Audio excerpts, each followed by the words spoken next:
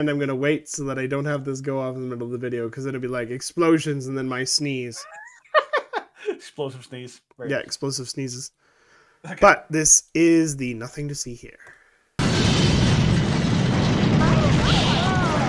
me. All right, move on. Nothing to see here. Please disperse. Nothing to see here, please. Alrighty. So, Such a scene. Danny, All right. go for I it. will take it away. All right. So, what we're going to talk about today in the Nothing to See Here segment, we're going to talk about the topic of the death of the Hippocratic Oath. Now, if you know anything about the Hippocratic Oath, it was based on a Greek a physician called Hippocrates, okay, or Hippocrates. There you And the go. whole I was like, I'm going to say not Hippocrates, Hippocrates. I just looked at it today. So Hippocrates was credited for starting the whole idea that doctors should do no harm. Okay, now one of the professions that was consistently seen as the most trusted profession in North American history and life is doctors. Okay, lawyers were always consistently very low, as well as many other people. Doctors are seen. We give them our trust because we trust that they will take care of us and they will take care of our needs, and that their ultimate goal is to help us to get through whatever illness or thing that we go through. When you go into a doctor's office, they take your blood pressure, they do all sorts of tests, and you just trust. You have an inherent trust that they are going to do what is in your best interests. Okay. Now the problem is, in the last couple of years, that entire veil has been falling off.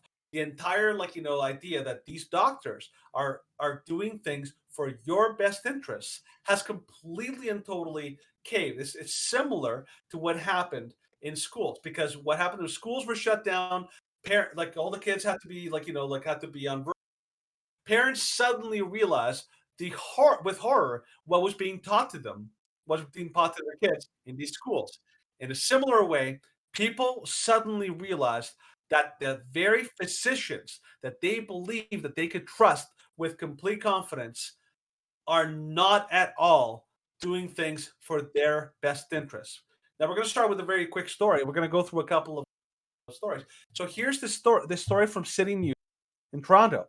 Doctors urged to be selective about issuing medical exemptions for COVID vax. Now, we're not going to read through the story, but what I'm pointing out is that all throughout the pandemic, doctors were not giving people legitimate exemptions. If me and Stephen and many other people who are on the freedom side, we all understood. We heard horrifying stories of people with very legitimate medical reasons for why they could not get the vaccine. We're being told no. We're being told nope, you can't get an exception for that. With masks, the same thing. Nope, you can't get an exception for the vaccine. Doctors were basically caving and were not taking care of their patients' well-being. Also, doctors were being told that you must recommend the vaccine to everyone that comes to your doors. Doesn't matter how many how many dangers there exists. What do you call it? Informed consent was a principle that was completely abandoned by medical professionals, and all of our major doctors, from Dina Hinshaw, Dr. Tam, to Anthony Fauci, all of them completely abdicated their responsibility and told people lies. That is one example that was the biggest, most egregious one, but it's far from the only one. In our next story here, go on to the next story here, Stephen. So this is from Fox News, and it says journalist says doctors are afraid of losing license, being sued if they don't affirm patient self-diagnosis on gender. Again, more stories that basically show, in terms of transgenderism, we've discovered in the last couple of years that doctors are nearly just giving a rubber stamp. Self-diagnosis is the rule. Anybody who's followed these stories about the whole transgender craze that's going on, that's sweeping the nation, we know that if you're a doctor, and you have a transgender patient that comes to you, you will basically give them whatever they ask for, and they will never be rejected because doctors are scared. They're just giving their patients whatever they want. In other words, doctors are telling children who are too young to consent, and in complete and total absence of their parents in many cases, they're giving them testosterone without actually doing a diagnosis. They're giving them like doctor's notes to get operations and all these things. Doctors have been failing children, families, and the transgender community by ignoring the legitimate science and the harms and the foul that could come from transgenderism. So that's another example of doctors failing us. Yep. Stephen, can you go to the next story? Now, let's skip over to abortion. In abortion, in Canada in particular, because in the States they have like abortion doctors that all they do is do abortions in these clinics. In Canada, abortions are done both by private and public clinics. Hospitals across Canada, doctors are being expected to not only to allow abortions but to perform abortions. And if you're a doctor in Canada, you're not allowed to you're basically not allowed to say I can't give a referral to a doctor who will recommend and who will actually give you an abortion. So in Canada, doctors are completely ignoring the Hippocratic oath, that do no harm, because they're not only are they allowing, but they're actually actively promoting and pushing women to kill children. They're breaking the Hippocratic oath. They're causing harm to unborn children.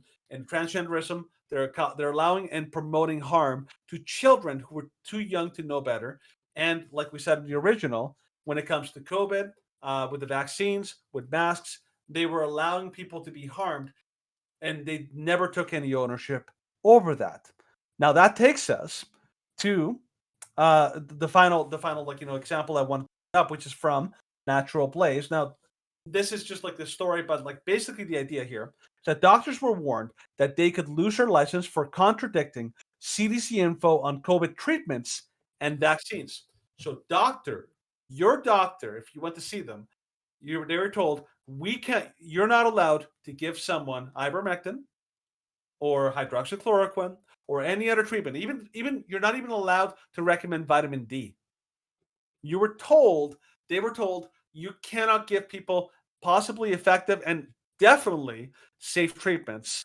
So your doctor actively refused to give you safe and effective treatments, whether or not they were super effective or not. We are safe, and they just refused. So all through the pandemic, and all through abortion, and all through the masks and the vaccines, and all the way through, your doctor has been breaking and violating the Hippocratic Oath for over a couple years, and this is a trend that is completely and totally brought about a complete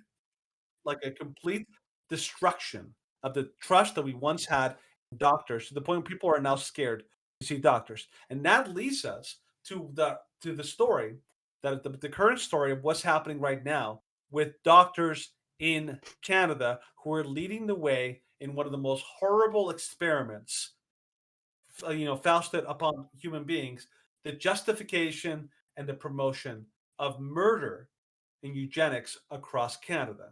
So that's where we're going to end up today. But the goal here is to demonstrate there's a reason why people don't trust doctors anymore, because doctors for the last several years have completely and totally thrown the Hippocratic Oath in the garbage.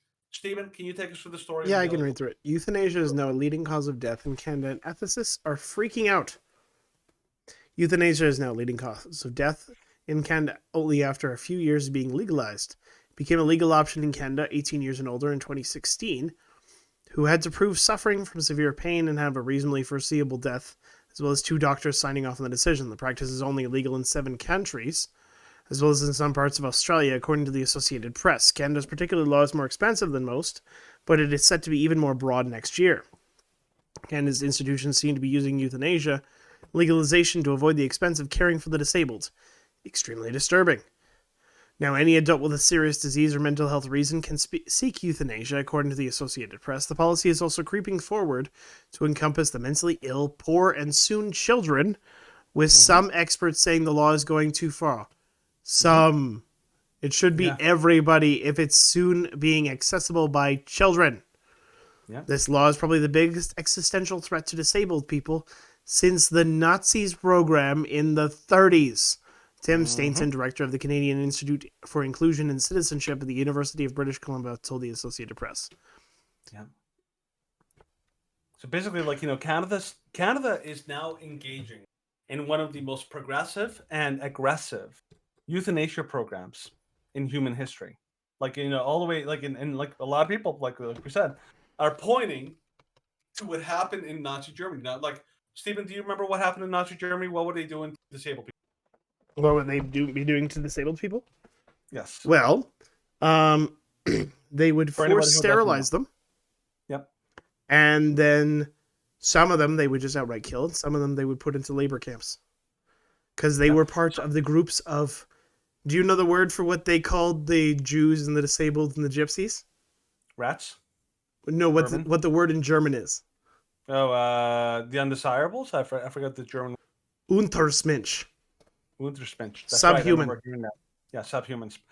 So I remember hearing stories, like actual, testimonies from people who survived, the rise of the Nazis. There's a woman who said that, she lived in a small village or small town in Austria, and then suddenly people from the government came, and they basically rounded up all the disabled people, illness, people, different things, and they basically rounded them up, took them to some kind of healthcare center, like they said, to get some kind of healthcare. So they would all get on these vans and buses, whatever. They go off to this center, and then they would just never come back. And they were told oh yeah, it was unfortunate, yeah, they died of an unnatural causes or something else. But really, what was happening is they were basically being killed against their will, obviously. But the reason is because they saw them as a burden to the society. Germans wanted eugenics. They wanted to get rid of the weak, and so that only the strong survive, as the Spartans did. If you ever watched 300, they basically distorted or less than perfect child were just discarded and left to exposure and infanticide. Now, something I really want to point out. This is something that I remember. I Stephen. Do you remember watching movies like Braveheart or any movies where a public execution happened? Do you remember those scenes where the public execution happened? Yeah, sort of. Yeah. Okay. So do you remember the executioners? What is one feature that executioners always, whenever they were carrying out their executions? They had a hood. They had a hood. Do you know why? So they wouldn't be identified? Yeah. Why would they not want to be identified? Because the family and the close relations and associates of the victims would seek to take retribution. Right. Even though they're carrying out the law and justice. Then justice. They are the blade of the government, and so they will be the target of the populace because they can't target the crown because the crown is too well protected. Right. And so back then it was shameful. It was considered shameful to be the person that actually carries out justice for the government. Now, obviously, we have a lot of cases of people being unjustly, killed, but for the most part, the idea was that the executioner was the person that would actually carry out the execution, and they would have to be hidden because it's a shameful thing.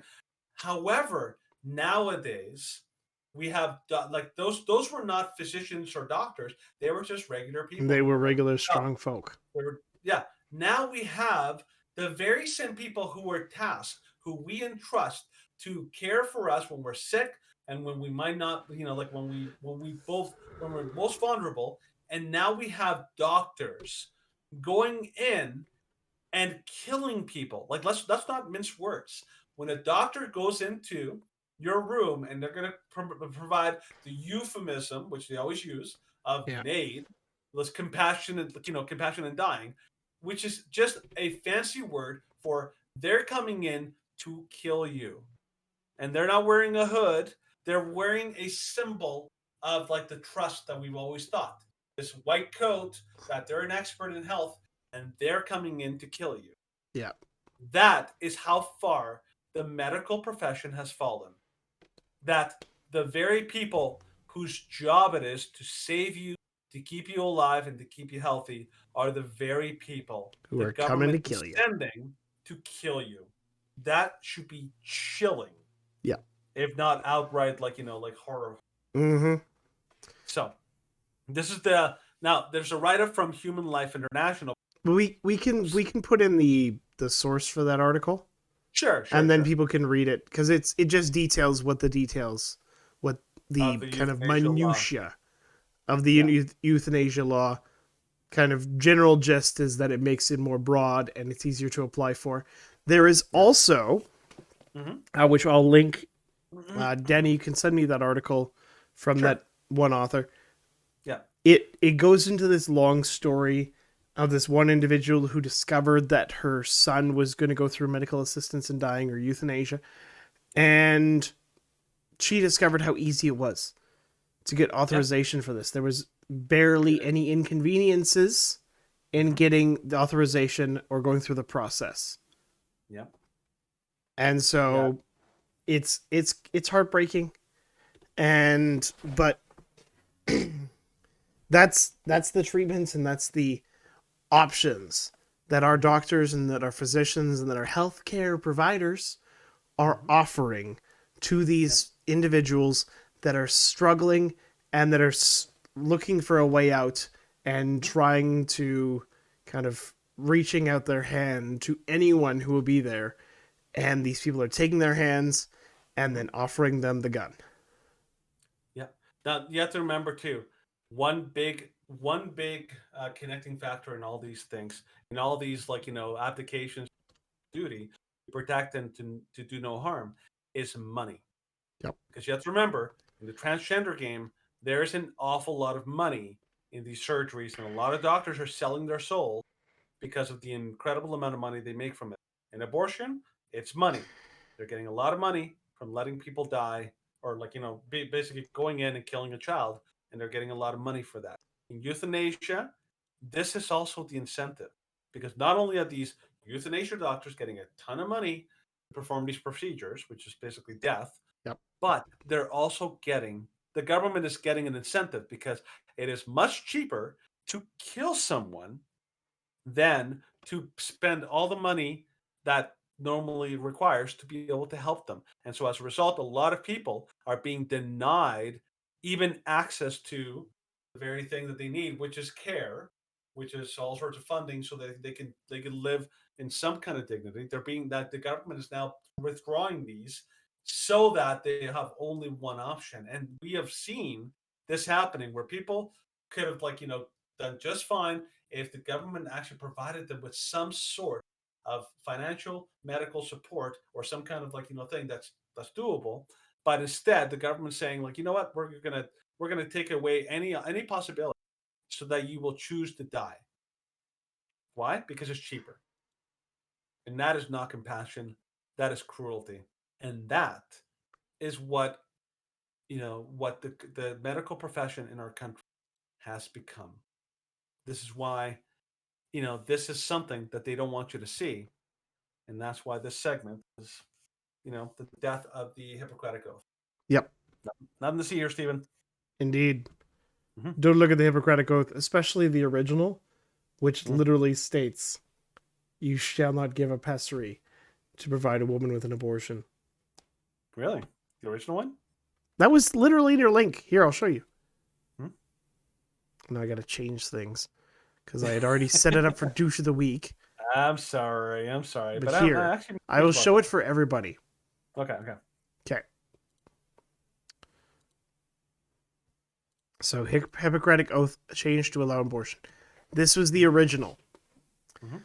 All the gods, blah, blah, blah, to consider dear to me as my parents, him who taught me this art, to live in common with him, and necessary to share my goods with him, to look upon his children as my own brothers, to teach him this art.